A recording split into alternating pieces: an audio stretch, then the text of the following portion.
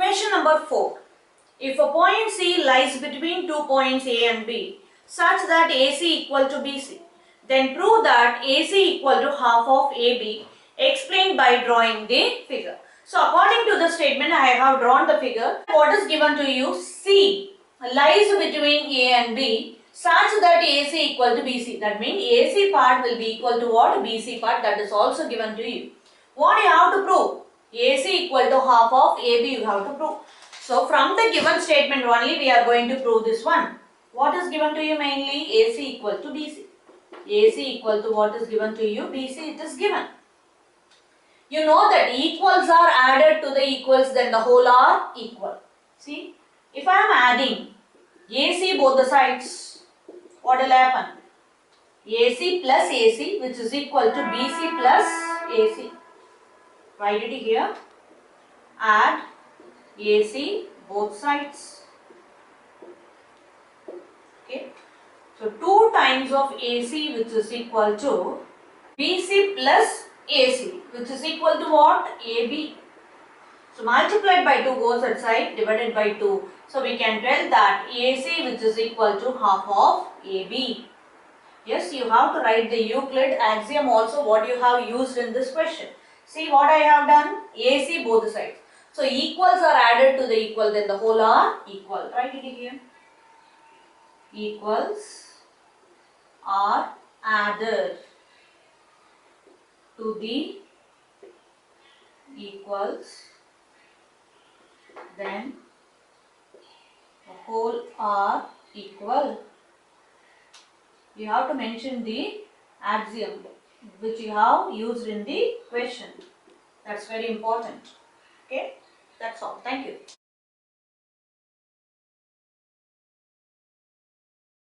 Question number 5.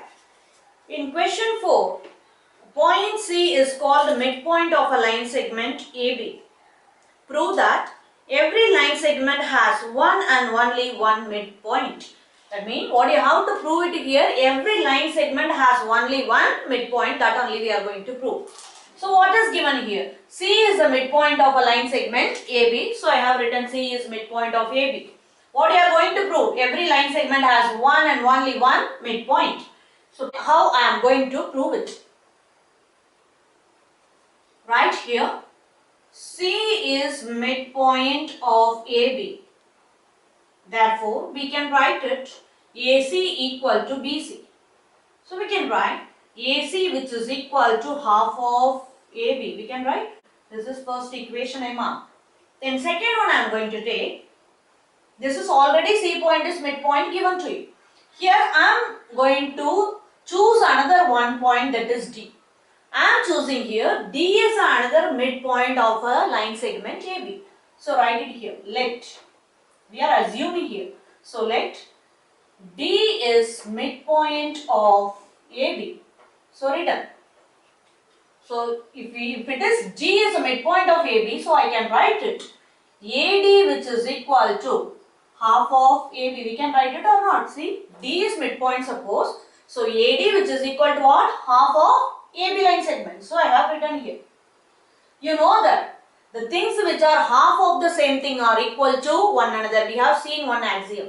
The things which are half of the same thing are equal to one another. See, look here. Here AC and AD are the two things which are equal to the half of the same thing what? AB. Therefore, these two are equal to one another. So, write it here. From 1 and 2 equation, AC which is equal to AD. Why the reason? Write it here. Things which are half of the same thing. Half of the same thing are equal to one another, are equal to one another. Therefore, these two things are equal. I have written. See, AC part is here this much, AD part is bigger than AC. Both the part will be equal or what? No. Why? C and D points are totally different places. Their location is totally different. That's why the point D is coincide with point C, then only this condition will be true. So write it here, this is possible.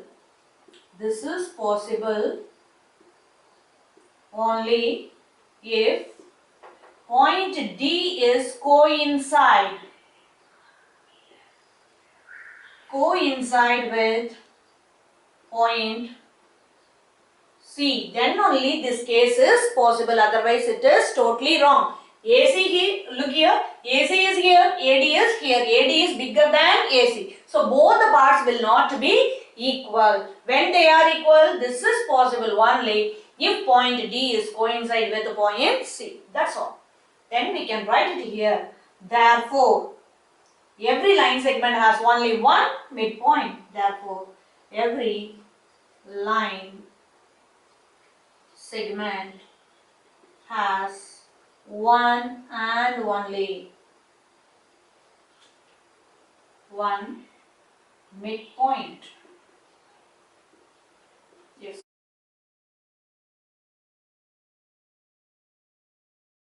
Question number 6. In figure 5.10, AC equal to BD. Then prove that AB equal to CD. What is given to you that you have to write? You have to draw the figure, and to prove what you are going to prove, that also you have to write. Then proof also. Okay. Given AC equal to BD given to you. To prove, what you are going to prove is AB equal to CD. So proof part. How I am going to prove this statement? Okay. See, look here. AB is here and CD is here. This part I have to prove. What are you given with? AC which is equal to BD. These things are given to you. See, look here, in this line segment AD, AC which is equal to BD. What is the common part in these two things, AC equal to BD, in that line segment? What is the common part here? BC. In these two line segment, what part is common? BC. Therefore, we have to subtract that common part both the sides. Then you will get the answer. See, look here. AC which is equal to BD, this is given to you. Whatever given, from that only we have to start. AC equal to BD.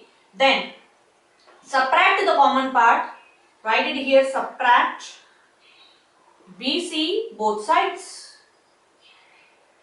So that I will get AC minus BC equal to BD I have written, minus BC I have to write it because subtract BC both the sides.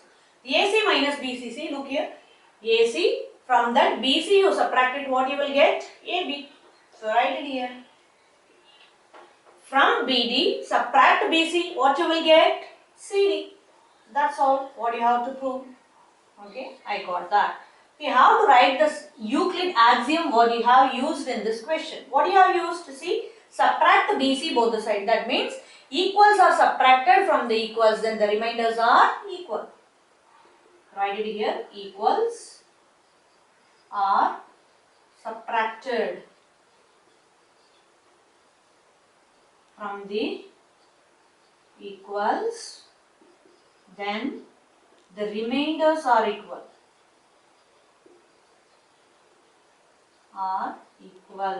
Okay, that's all. You must write this statement. That's why I told you in the beginning, you have to by heart all the postulates and axioms of Euclid. Thank you.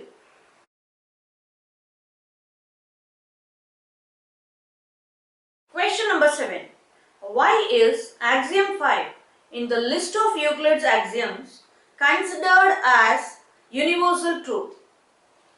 Why we are telling that the fifth axiom, that is whole is always greater than a part, we considered as a universal truth. Why? Because this statement, this axiom is true for all the situations. We can't able to deny this one. Every situation it is true. This statement, axiom is true. That's why we can tell that it is universal truth.